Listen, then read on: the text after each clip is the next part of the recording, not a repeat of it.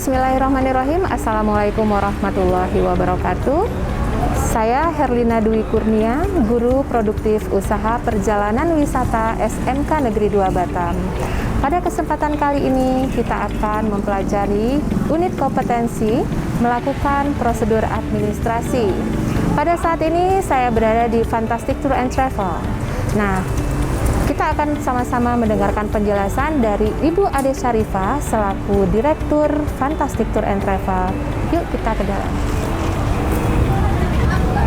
Assalamualaikum Bu Ade.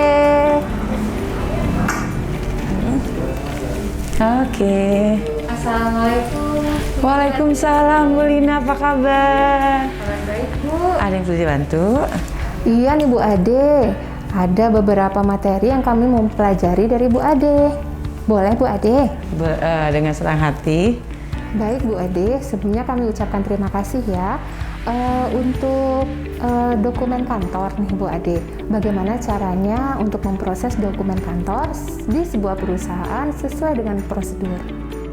Oh gitu, prosedur dokumen setelah penjualan tiket pesawat ya? Iya. Yang dikirim kita ke bagian accounting, bagian admin untuk diproses. Iya. Pertama-tama setelah mereka penjualan, mereka melakukan proses penjualan, kemudian kita bawa pasasi tiketnya, kopi-kopi tiketnya, kwitansi dan invoice serta laporan penjualan mereka kita bawa ke bagian admin untuk diproses.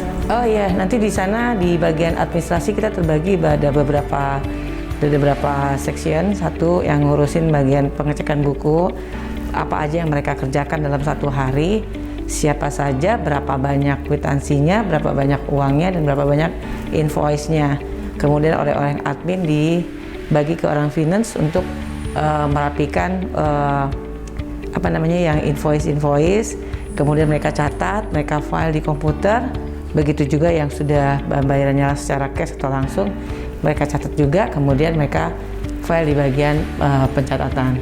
Nah, kemudian terbagi lagi, satu lagi adalah bagian pencatatan pasasi. Pasasi itu adalah berapa jumlah tiket yang terjual hari itu per airline. Ada Citylink, Garuda, Lion Air, dan sebagainya.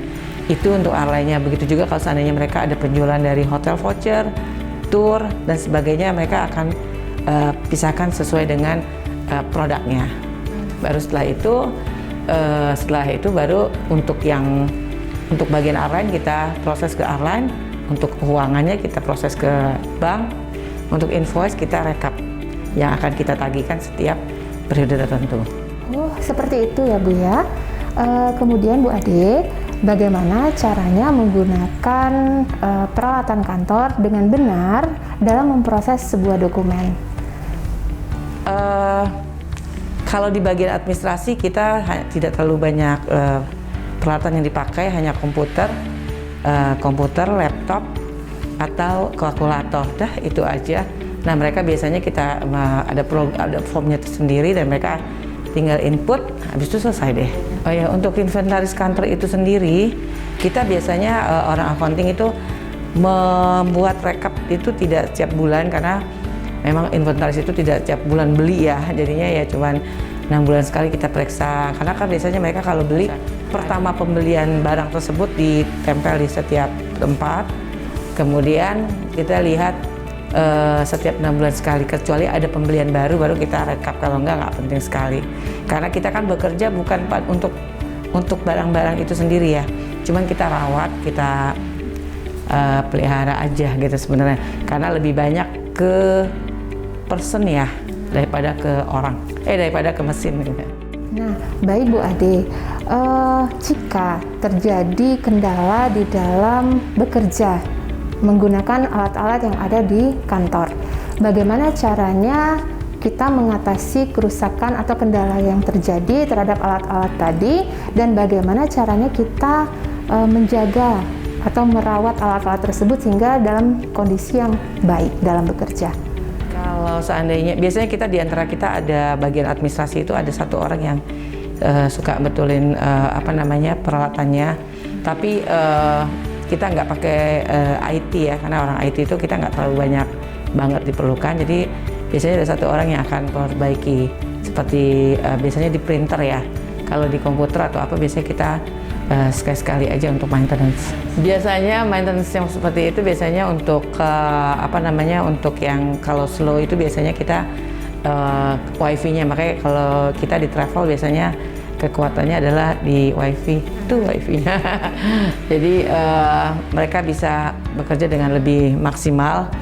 Kemudian apabila kita ada beberapa komputer, jadi apabila saat ini kan teknologi udah cukup bagus, jadi kalau mereka pembelian tiket nggak dapat tiketnya langsung, mereka bisa kita WhatsApp, kita email, atau kita kirim SMS untuk kode booking yang mereka perlukan. Oh begitu ya Bu. Jadi jika terjadi kendala kerusakan berarti di perusahaan harus ada tim yang menangani untuk seperti teknisi. Nah, ada pertanyaan berikutnya Bu Ade karena ini sangat menarik sekali. Jika dalam suatu administrasi itu pasti akan ada yang namanya surat menyurat. Nah, itu bagaimana caranya agar surat menyurat itu dapat terkondisikan dengan baik? Mungkin bisa dijelaskan Bu Ade? Untuk bagian administrasi sendiri biasanya mereka melakukan seperti di bagian tour ya. Mereka melakukan promosi atau pengiriman penawaran untuk yang mereka kirim kepada customer sebagai surat penawarannya, proposalnya. Kemudian mereka buat itu, kita punya beberapa sekretaris, berarti sekretaris marketing untuk tour, kemudian untuk tiketing, dan juga untuk di kantornya itu sendiri, tergantung dari kegunaan itu tiketnya itu sendiri, suratnya itu sendiri. Dan mereka biasanya by email dan CC ke saya, sehingga saya bisa mengkontrol semua perjalanan surat keluar dari perusahaan ini. Oh iya, moto kami adalah kami hadir untuk melayani Anda. Jadi artinya bahwa kehadiran kita Fantastic Travel adalah emang siap untuk melayani setiap pelanggan, karena memang Biro Perjalanan Wisata adalah lebih banyak melayani tugasnya. Begitu ya Bu. Kemudian Bu, kalau misalkan surat tersebut sudah dibuat nih, apakah sebelum surat itu dikirim atau surat itu di-emailkan kepada customer mungkin atau kepada tamu dan lain sebagainya, apakah itu ada pengecekan khusus dari Ibu? Mereka setiap kirim email selalu CC-kan ke saya atau ke Pak Febri, tergantung dari tujuannya apa. Nanti dari CC itu mereka akan bilang, Bu, saya mau ngirim email, saya sudah CC ke Ibu, tolong dicek. Nanti saya akan cek. Jadi semua email yang masuk harus CC ke saya, yang keluar pun harus CC sama saya. Jadi saya bisa cek. Jadi karena sekarang kan zaman teknologi kan, saya nggak di kantor pun bisa cek di lewat handphone. Saya cek dulu, kalau saya bilang oke, boleh langsung dikirim, jadi mereka akan kirim. Oh begitu ya Bu Ade, berarti sebelum surat itu kita kirimkan baik melalui email atau diantar langsung, itu sebelumnya akan dicek dulu oleh pimpinan sehingga tetap menjaga kualitas surat tersebut baik isinya. Kemudian Bu Ade, jika terjadi penumpukan dari dokumen-dokumen tersebut, bagaimana cara mengarsipkannya sehingga dokumen-dokumen tersebut dapat terpelihara dengan baik. Kemudian mungkin Ibu punya tips dan triknya untuk memelihara sistem dokumen tersebut.